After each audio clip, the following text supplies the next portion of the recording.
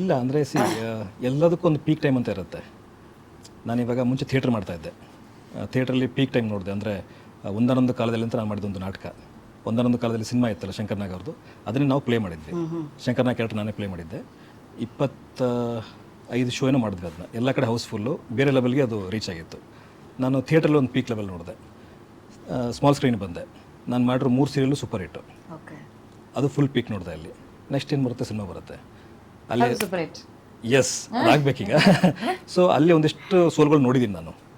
ನನಗೆ ಸೋಲು ಹೊಸದಲ್ಲ madam. First ಸಲ ಸೋತಾಗ ಅದು ಬೇರೆ ಲೆವೆಲ್ಗೆ ನಮಗೆ ಡಿಪ್ರೆಷನ್ ತೊಗೊಂಡೋಗುತ್ತೆ.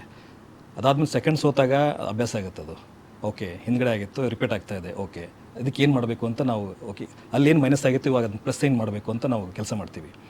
ಬಟ್ ನನಗೆ ಹಿಂದ್ಗಡೆ ಆಗಿರೋ ಸಿನಿಮಾಗಳಲ್ಲಿ ಯೋಚನೆ ಮಾಡಿದಾಗ ರೀಚ್ ಮಾಡಿಸೋದ್ರಲ್ಲಿ ಎಲ್ಲೋ ಎಡವಿದ್ವಿ ಅಂತ ನನಗನ್ನಿಸ್ತು. ಆ 2 ವರ್ಷಗಳು ತುಂಬ ಒಳ್ಳೆ ಸಿನಿಮಾ. ನನಗೆ ಕಲರ್ಸ್ ಅವರು ಅದನ್ನ ಟೆಲಿಕಾಸ್ಟ್ ಮಾಡೋದು, ಅದನ್ನ ತೋಡಿದ್ದು ರೇಟಿಂಗ್ಸ್ ತುಂಬ ಚೆನ್ನಾಗಿ ಬಂತು. ಅಲ್ಲಿ ನಮ್ಮ ಕಲರ್ಸ್ ಅವರು ಹೇಳಿದ್ರು ಒಳ್ಳೆ ಕತೆ, ಯಾಕಿದು ರೀಚ್ ಆಗಿಲ್ಲ ಅಂತ. ಸೊ ಆವಾಗ ಅನಿಸಿದ್ದು ನಾವು ರೀಚ್ ಮಾಡ್ಸೋಕ್ಕಾಗಿರಲಿಲ್ಲ.